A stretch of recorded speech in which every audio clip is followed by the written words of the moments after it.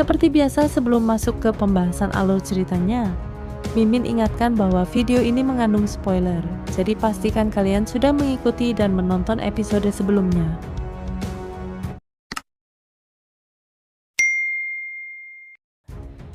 Setengah bulan telah berlalu, namun keduanya masih terkurung dalam labirin kota kuno Phoenix.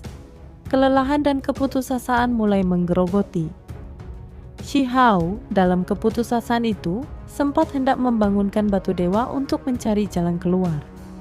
Namun benda itu telah membungkus dirinya dalam kepompong batu keras, tenggelam dalam tidur panjang tanpa memberi respon sedikit pun.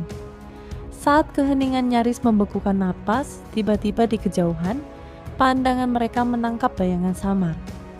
Seorang tua berjalan tertati-tati, wajahnya keriput, dan matanya terpejam rapat seolah telah lama mati. Anehnya, tubuh yang bergerak itu tak menghembuskan sedikit pun tanda kehidupan, benar-benar seperti sosok arwah yang tersesat. Namun, mendadak, makhluk itu mengangkat kepalanya. Dengan gerakan mengerikan, ia menyematkan 2 bintang di matanya, lalu memurnikannya menjadi sepasang mutiara bercahaya.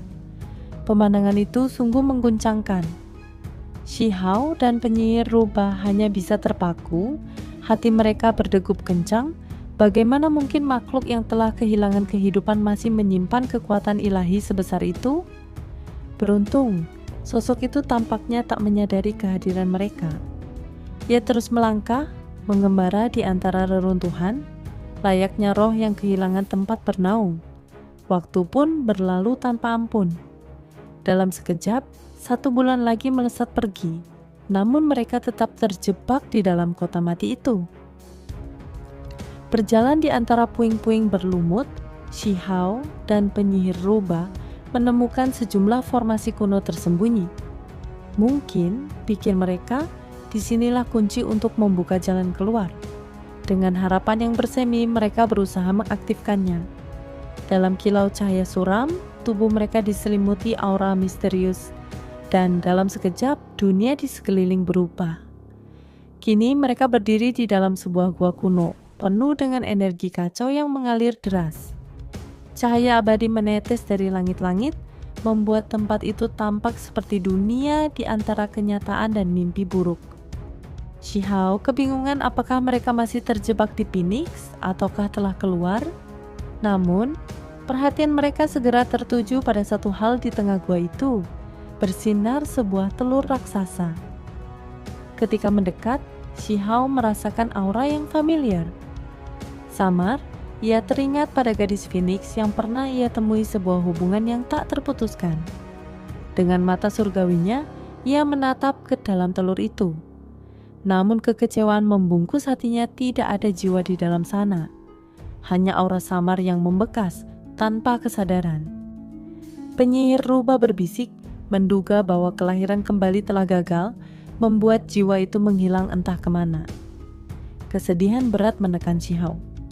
Ia teringat akan Huolinger, istrinya yang jauh di sana, dan berjanji dalam hati, suatu hari telur ini akan ia serahkan kepadanya. Dengan memanfaatkan formasi besar lain, mereka akhirnya berhasil meninggalkan gua tersebut. Ketika menginjakkan kaki di luar kota, kelegaan mengalir deras dalam dada mereka. Tanpa menunda, mereka membentuk lingkaran pertahanan kecil dan mulai menuruni gunung besar yang kelam, melintasi lautan magma membara menuju pantai di seberang. Namun, perjalanan itu jauh lebih berat dari bayangan. Lautan luas membentang tanpa akhir, memaksa mereka mengarungi gelombang berbahaya selama setengah bulan. Di bawah permukaan, arwah-arwah mati dan makhluk tak dikenal mengintai, menggeramkan dendam ribuan tahun. Setelah perjuangan panjang, akhirnya mereka menjejakkan kaki di daratan. Tetapi, kepahitan membekas mereka telah kehilangan terlalu banyak waktu. Tempat mereka di garis depan kini mungkin telah didahului oleh orang lain. 3 bulan berlalu. Kini mereka berdiri di hadapan kota Kaiser, sebuah pemandangan agung yang membuat darah Shi Hao mendidih. Namun, sebelum sempat melangkah lebih jauh, sebuah kejadian mengejutkan terjadi. Dari dalam ruang penyimpanan benda-bendanya, setetes darah kuno melonjak keluar. Darah itu warisan tanah kehidupan, menggetarkan udara di sekeliling. Aroma Kaisar Agung menyebar, disertai gema pertempuran ribuan ahli dari zaman silam. Penyihir rubah tertegun, matanya membelalak, menyadari betapa luar biasanya kekuatan yang tersembunyi dalam setetes darah itu. Tanpa membuang waktu, Shihao segera menyegelnya kembali, mencegah masalah yang lebih besar. Mereka kembali menatap ke arah kota yang menjulang tinggi, menghubungkan langit dan bumi. Tembok kota itu tersusun dari bintang-bintang yang disempurnakan, membentuk benteng abadi yang berkilauan. Namun hati Shihao diliputi rasa waspada. Kota ini berbeda dari yang pernah ia lihat di altar kapal hitam, lebih kuno, lebih suci, namun juga lebih berbahaya. Tekanan dahsyat menghantam mereka begitu mereka mendekat, seolah puluhan kaisar agung berdiri menjaga gerbang kota. Monumen batu besar berdiri di depan, memperingatkan. Hanya mereka yang mengikat kontrak aliansi kuno yang diizinkan masuk. Mereka yang mencoba memaksa akan hancur tubuh dan jiwa. Dengan mata surgawi, Shihao mengamati isi kota, namun yang ia temukan hanyalah kesunyian kematian. Ia sempat mengingat Yingxiang, wanita misterius, pembawa leluhur klan surgawi. Namun tanpa kontrak, jalan mereka tertutup. Mereka pun berkeliling, menyusuri pasar-pasar kecil yang ramai di sekitar kota. Di sana, dunia penuh warna kembali menyapa mereka. Kekuatan-kekuatan besar dari seluruh penjuru dunia berkumpul. Di antara keramaian itu, seorang pria berambut pirang panjang dan bermata emas mendekat, memancarkan kesombongan. Ia menghampiri penyihir rubah, melayangkan pujian-pujian berlebihan, mengundangnya ke dunia 9 surga. Penyihir rubah hanya tersenyum samar, tak berjanji apapun. Shihao yang menyaksikan semua itu, bergumam kesal, mempertanyakan mengapa dirinya tidak diundang. Jawabannya tiba dengan tawa dingin seseorang mengejek reputasinya, menuduh Shihao bercita-cita menangkap penyihir rubah untuk menghangatkan tempat tidurnya. Shihao terdiam, terkejut sekaligus geli. Ternyata candaannya dulu telah menyebar luas, memunculkan kesalahpahaman yang memalukan. Beberapa wanita muda pun ikut mengejek, menyebutnya cabul. Penyihir rubah hanya menatapnya dengan senyum menggoda dari balik matanya yang cerah. Shihao mencoba menjelaskan, namun pria pirang itu mencibir dingin. Beberapa orang tak layak bercanda denganku. Shihao hanya mendengus kecil, matanya menatap tajam. Kalau begitu, kau juga tidak layak berbicara denganku. Pergilah, diam di tempatmu sendiri. Sekitar mereka terdiam. Semua mata membelalak, terpukau pada ketegasan Shihao yang tak kenal takut, menantang kesombongan tanpa gentar. Ketegangan pun menggantung di udara, menunggu siapa yang akan bergerak lebih dulu. Seketika itu, pria berambut pirang mulai murka. Dengan suara keras, ia memperingatkan Shihao untuk menjaga mulutnya. Jika tidak, ia bersumpah akan langsung bertindak. Namun mendengar ancaman itu, Shihao hanya tersenyum acuh. Bahkan dengan santai, ia menyuruh pria pirang itu untuk langsung datang kalau memang berani. Suasana menjadi tegang. Pria pirang itu yang tampaknya tidak bisa lagi menahan amarahnya melonjak maju. Darahnya bergejolak, energi menakutkan meledak dari tubuhnya, membuat banyak makhluk di pasar terbuka itu merasa terintimidasi. Beberapa di antaranya bahkan berbalik untuk melihat sumber kekacauan ini. Dengan suara sedingin es, pria pirang itu berkata, "Aku hanya punya satu tujuan, yaitu memasuki institusi Dewa Surgawi. Aku tidak mau membuang waktu dengan orang sepertimu. Tapi jika aku tidak menekan 1 atau 2 orang hari ini, sepertinya akan ada lebih banyak lagi yang berani mengangkat kepala mereka begitu aku bergabung ke dalam akademi. Kalau kau ingin menjadi yang pertama, aku akan mengabulkannya." Baru saja ia hendak mengambil tindakan, melepaskan serangan dari telapak tangannya, tiba-tiba terdengar suara tua bergema dari dalam kota. Suara itu penuh wibawa, memperingatkan bahwa perselisihan dilarang di kota kuno ini. Ini adalah tempat suci yang diawasi oleh keturunan para ahli dari zaman kaisar, para ahli yang kekuatannya tak tertandingi. Mendengar suara itu, ekspresi pria pirang berubah drastis. Ia menahan tinjunya ke langit sebagai bentuk penghormatan. Semua orang yang hadir juga memperlihatkan ekspresi serius. Hanya dari tekanan aura semata, sudah bisa terlihat betapa menakutkannya tingkat kultivasi pria pirang itu.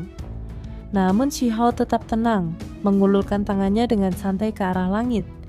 Dalam sekejap, aliran energi kacau yang sempat meletus itu menghilang, memulihkan kedamaian di sekitar. Banyak makhluk di sana menghirup udara dingin. Tindakan Shihao barusan bahkan lebih mengesankan daripada sekadar menghancurkan kekacauan. Jelas sekali, kekuatannya sangat luar biasa, melebihi ekspektasi mereka. Tak lama kemudian, seorang tokoh tua keluar dari tengah kota. Ia menasihati semua orang agar menahan amarah mereka. Di tempat ini, tidak boleh ada konflik, karena ini adalah wilayah suci menjelang seleksi menuju institusi Dewa Surgawi. Tokoh tua ini memiliki tingkat kekuatan setara dengan Master Sekti, dan tidak ada seorang pun yang berani menentangnya. Setelah suasana kembali tenang, di sisi lain, seorang wanita muda dari surga tak terukur tersenyum lembut kepada Priruba. Ia menyebutkan bahwa dulu, Sekte Pemutus Langit pernah memiliki hubungan dengan surga tak terukur.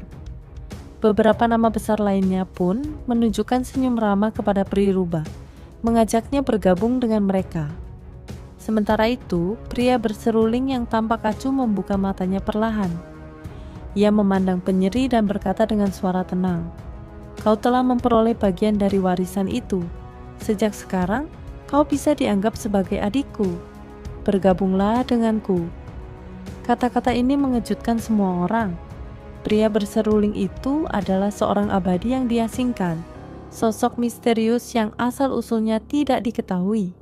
Jika ia menyebutkan tentang warisan, jelas ini bukan hal biasa, dan bukan pula sekadar warisan dari Sekte Pemutus Langit. Semua yang mendengar tahu bahwa penyeri memegang sesuatu yang jauh lebih besar.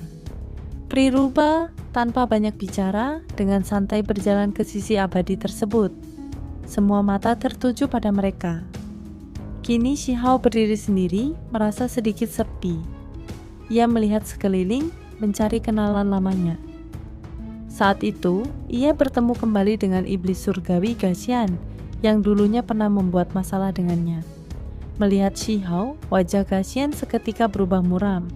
Ia merasa sial bertemu kembali dengan musuh lamanya. Beberapa teman Shihao, seperti gadis naga agung Yang dan Choi Usang, juga muncul. Mereka melambaikan tangan ceria ke arahnya. Namun suasana berubah drastis ketika satu sosok buram muncul di udara. Salah satu dari 3 pria parubaya yang sebelumnya ditemui Shihao. Pria ini dikelilingi energi kacau, datang untuk secara resmi mengumumkan ujian selanjutnya bagi para kandidat. Ada pertanyaan di antara kerumunan, mengapa ada makhluk dari luar 3000 provinsi? Pria parubaya itu dengan tenang menjelaskan bahwa beberapa dari mereka berasal dari luar karena berbagai alasan, seperti berlatih di pengasingan atau meneliti peninggalan sejarah. Mereka diberi kesempatan di sini tanpa mengurangi kuota yang ada. Setelah itu, pria itu mengumumkan bahwa akan ada ujian tambahan. Para peserta harus membunuh makhluk yang telah terinfeksi dari perbatasan sunyi. Makhluk-makhluk ini telah jatuh ke dalam kegelapan, bersembunyi di antara kota-kota kuno, sulit dideteksi kecuali oleh indera ilahi yang sangat tajam. Suasana menjadi tegang. Banyak yang merasa khawatir, namun mereka juga bersemangat karena ini adalah ujian yang akan menentukan siapa yang layak masuk ke dalam institusi Dewa Surgawi. Tiba-tiba, suara trompet mengguncang langit dan bumi. Meski begitu, kota Kaisar tetap sunyi dan tidak menunjukkan tanda-tanda kehidupan. Ini membuat banyak orang bertanya-tanya, apakah kota itu hanyalah kota kosong? Wajah pria parubaya itu berubah serius. Ia bergumam tentang kemungkinan terulangnya tragedi Mortensen. Diam-diam, Shihao mendekatinya dan mengirimkan transmisi suara, menceritakan tentang bola mata kuno yang tertidur selama 10.000 tahun, serta kehancuran altar. Mendengar itu, pria parubaya itu terkejut dan meminta semua orang menjaga rahasia ini rapat-rapat untuk mencegah kepanikan. Segera setelah itu, ia mengizinkan peserta bertindak dalam kelompok. Shihao tidak menyia-nyiakan kesempatan ini. Ia mengajak Samyang Gendut, Canggung Yang, Gadis Naga, dan bahkan Yukan untuk bergabung dalam timnya. Melihat ini, banyak yang iri. Shihao tampaknya memiliki keberanian tanpa batas, bahkan menggoda wanita suci dari surga tak terukur. Namun Hujan, wanita suci itu, terus mengabaikan Shihao, meskipun wajahnya memerah karena perkataan konyol Shihao tentang anak mereka. Tak lama kemudian, dua pria parubaya lainnya mengumumkan tentang kemunculan sebuah makhluk langka, kilin putih. Siapapun yang bisa menemukan dan membawanya akan mendapatkan dukungan penuh dari institusi Dewa Surgawi. Mendengar ini, semua orang bergegas. Shihao dan rombongannya juga bergerak cepat. Dalam hatinya, Shihao berharap bahwa pemilik kilin kecil itu adalah teman lamanya. Tapi ia juga merasa gugup. Apakah teman itu telah berubah karena kutukan perbatasan sunyi? Gelombang energi dingin tiba-tiba melintas dari arah pria pirang itu, yang tampaknya juga mengincar kilin tersebut. Ancaman dan ketegangan memuncak. Namun untuk saat ini, kedua pihak menahan diri. Mereka tahu, pertarungan sesungguhnya baru akan dimulai nanti. Sementara itu, Neng Chuan dan Chuan Pun yang merasakan kehadiran kilin kecil itu, bergegas menembus wilayah tak berpenghuni. Mereka yakin kilin kecil itu sedang menunggu seseorang yang akan mengubah takdir mereka semua. Itu saja spoiler untuk episode 213 dari Donghua Series Perfect World.